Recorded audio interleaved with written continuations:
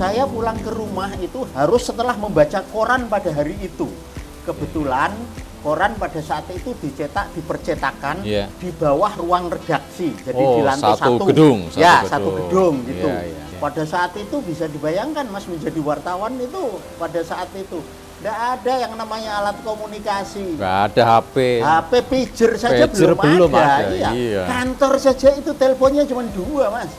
Doktrin kita pada saat itu kan namanya berita itu harus baru gitu, harus ada unsur kebaruan, harus ada aktualitas gitu. Itu doktrin kita. Jawa Pos Radar Semarang 13 kabupaten di beredar. Betul. Kudus 7. Ada 6 daerah. 6 daerah di Karsidenan Pati.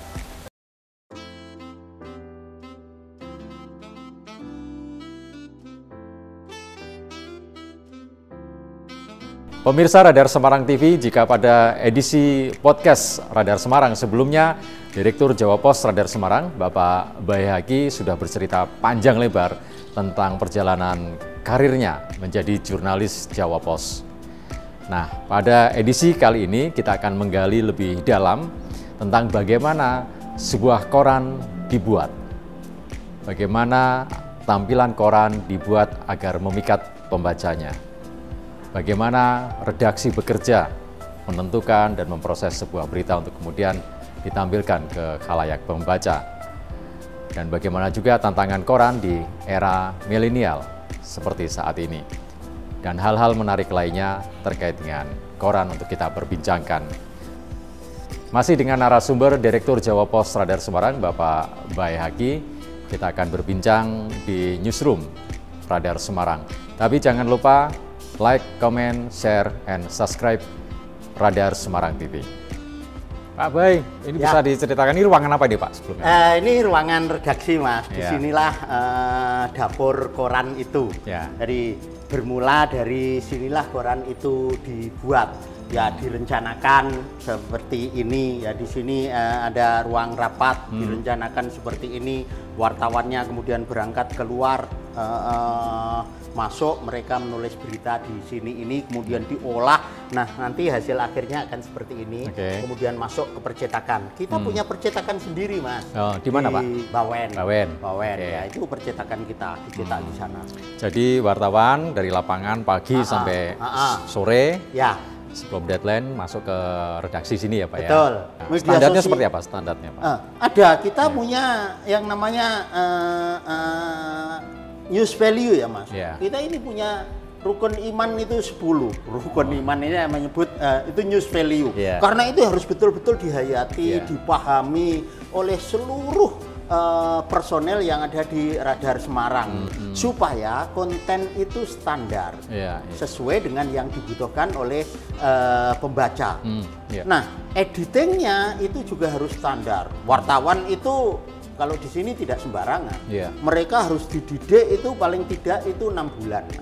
Jadi wartawan itu diterima di sini itu dididik pertama itu 3 bulan. Setelah itu masuk pendidikan kedua 3 bulan. Nah, barusan itu percobaan sebagai wartawan. Terus seterusnya seperti itu. Jadi setelah diedit sama redaktur, Pimret disetujui, setelah semuanya selesai, layout, baru dikirim ke percetakan ya. Nah, ini layoutnya seperti ini. Nah, ini teman-teman ini sedang garap halaman itu. Ini ya. Kita tidak boleh misalnya koran itu misalnya cukup masukkan begitu saja. Sekarang ini udah zaman teknologi dan yang penting itu kreativitas. Kreativitas itu penting karena itu di sini pertaruhannya. Koran itu harus tampil baik. Jadi koran itu ada 3 hal yang ingin kita tampilkan. Yang pertama adalah kualitas tulisan. Kualitas tulisan. Yang kedua kualitas foto. Yang ketiga adalah tampilan. Tampilan. Nah, kalau koran itu sudah tampilnya sudah tidak menarik, sekarang itu sudah dibuang, Mas. Iya, betul, Pak. Fotonya tidak menarik ya sudah dibuang. Isinya tidak menarik ya sudah dibuang. Karena itu kita 3 hal itu harus menjadi satu kesatuan. Inilah sulitnya mengelola koran zaman sekarang. Nanti kita obrolkan lebih jauh soal sulitnya mengelola koran di era sekarang ini ya Pak ya. Siap. Oke Pak, kita bisa ngobrol di meja. Oke. Pak Bay tadi menyampaikan ada 3 hal buat membuat koran. Ya. Akhirnya tampilannya seperti ini ya. Ya. Ibarat seorang gadis yang masih polos itu harus dipoles. Ya. Jadi cantik gitu ya Pak. Ya. Tampilan itu harus seperti ini Mas. Jadi ini koran yang tidak tradisional. Koran itu tradisional Mas, tapi tampilan itu ya jangan klasik, jangan gitu. Kuno. Ya kuno gitu. Ini harus koran up sudah to seperti date ini. gitu. Ya. Jadi yang bekerja lantas bukan hanya wartawan, tapi grafis. Nah, itu orang seni, beliau. Betul-betul orang seni, sehingga bikin koran itu seperti ini. Ini kan eye-catching orang. Jadi harus ada taste, ya Pak, ada taste-nya. Taste seni. Betul. Jadi orang melihat itu wah tertarik, menarik ya. Pak, menarik. Ibarat lihat dari jauh ada gadis itu, wah ini cantik. Betul. Iya Pak ya. Cantik itu kan pertama-tama dari tampilannya, Mas. Yeah. Nah, kemudian inner beauty-nya kan. Inner beauty itulah nanti yang ada di beritanya itu. Dari inner beauty itulah isi koran beritanya, Mas. Jadi kalau ini tampilan gadis itu ya kelihatan make up-nya, kelihatan pakaiannya kan menarik. Nah gitu, kemudian barusan kita melihat isinya. Nah, gitu kan. Isinya itu inner, kecantikan dari dalam. Ya, betul. Ini kalau sudah tampilannya menarik, isinya menarik, itu kuncinya ya Pak ya? Ya, betul. Kalau Pak Bay lihat ini, kalau mengibaratkan gadis, seperti apa ini Pak? Gadis cantik, seksi, atau wah ini menarik kalau artis gitu ya? Ini gadis yang tampil dengan elegan, Mas.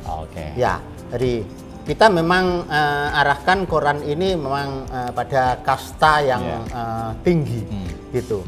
Kelasnya harus kelas menengah ke atas, gitu. Karena itu kita mengelola itu sejak mulai wartawannya, semua tenaganya itu udah kita harus setting seperti itu. Mindsetnya gitu.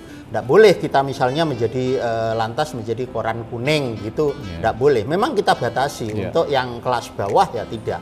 Kita segmen kita ngambil adalah kelas menengah ke atas. Pak, tadi proses alur pembuatan koran kan nanti sudah dari redaksi, Pimret sudah selesai semua, layout, grafis, dikirim ke percetakan.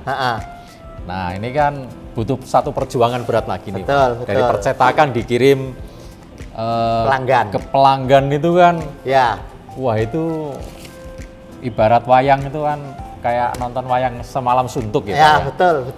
Dari percetakan selesai jam berapa Pak? Ya, jadi kita ini kerja memang 24 jam ya Mas. Kantor ini misalnya itu jam 8 itu teman-teman admin, teman-teman marketing itu sudah bekerja. Sore kayak begini mulai siang bahkan itu sudah mulai redaksi, sudah mulai ada orangnya. Kemudian dikerjakan terus oleh wartawan, oleh redaktur, dikontrol oleh pemimpin redaksi itu kira-kira sampai jam 10 nanti. 10. Masuk ke percetakan. Dikirim ke percetakan jam 10? Ya, jam 10 dikirim ke percetakan. Nanti di sana dicetak kira-kira sampai jam 11 itu. Jam 11 sudah dicetak. Kemudian kan koran masih harus di-packing, Mas. Di-packing dan lain sebagainya gitu, dibagi-bagi, ini untuk agen mana, yang ini untuk agen mana, yang ini untuk agen mana gitu, sehingga nanti perjalanannya itu gampang menurunkannya Mas. Nah itu kira-kira kan nanti kira-kira jam 3 atau bahkan kalau yang jauh itu kan misalnya setelah subuh barusan nyampe. Yang terjauh? Yang terjauh kita itu di Wonosobo, Mas. Wonosobo itu Magelang masih ke sana. Sedangkan yang ke barat itu ke Pekalongan, Mas. Kajen. Ya, ke Kajen. Nah. Itu yang paling jauh. Wah, butuh perjuangan berat. Nah, betul. Nah, itu teman-teman marketing berjalan di situ. Nah, nanti sampai jam 8. Nah, jam 8 di sini kan sudah buka lagi sehingga nyaris kantor koran itu buka 24 jam, Mas. Nah, jadi sampai ke pembaca itu sekitar jam berapa Pak? Jam ada bertingkat-tingkat Mas. Ada yang subuh itu sudah sampai ke pembaca. Semarang mungkin yang paling mudah ya. Pembacanya itu sendiri masih tidur, tapi koran sudah di depan pintu gitu. Tetapi kemudian yang jauh ya ada yang jam 5, ada yang jam 6 gitu. Ada. Nah, itu. Jadi secara berurutan. Wah, prosesnya itu kayak nonton wayang, itulah. Karena itulah koran ini lantas menjadi media yang bisa dipertanggungjawab isinya itu karena melalui proses yang panjang itu. Beda kan Mas dengan media sosial atau beda dengan online misalnya. Online itu begitu ditulis ketek gitu, nulisnya sambil tiduran di rumah, udah dimasukkan, diupload di online-nya saat langsung. Itu juga keluar. Tapi kan isinya bagaimana kan begitu. Iya, betul. Nah, karena itulah koran nanti saya masih yakin koran itu masih dibutuhkan. Oke, Pak Bay, ini kita kan akan merayakan hari jadi ke-22 tahun. Plan bisnis atau strategi apa? Kan ini gemburannya itu kan semakin hebat. Kalau ibarat sepak bola itu kita diserang 7 hari 7 malam, Pak. Tiada henti, Pak. Ya kan? Kebetulan kita ini sudah terbiasa Mas membuat koran itu dengan standar kualitas seperti yang saya jelaskan tadi. Kedepan itu koran itu akan menjadi barang langka Mas memang. Nah, barang langka karena barang langka itu harus dijaga, harus dirawat gitu, ya harus diisi-isi gitu. Ya ibarat barang langka itu bagaimana, debu satu pun tidak boleh nempel gitu. Nah di sini juga seperti itu Mas. Jadi kita itu harus menjaga koran nanti pada betul-betul pada kasta tertinggi.